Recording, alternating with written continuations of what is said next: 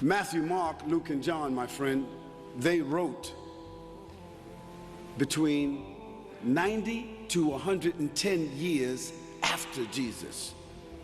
Paul wrote between 50 and 60 years after Jesus.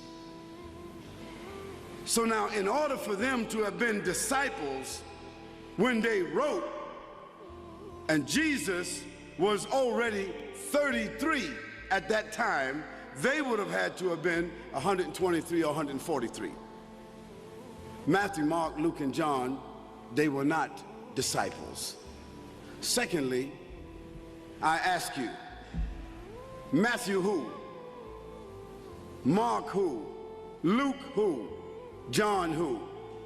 How could four people that wrote separately, all of them forgot to write their last names?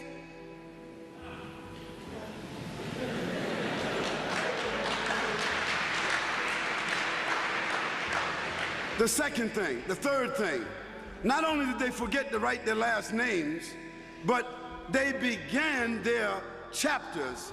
Although they wrote separately from each other, they all started out the same. They all said, according to, according to, according to, according to. Now, what's your name, sir? Huh? Another Paul. Paul.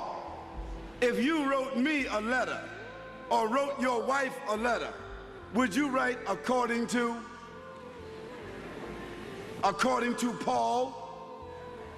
No, you wouldn't. You would write your name at the end, and if you were asking for a debt that I owed you, you would write your last name and your address.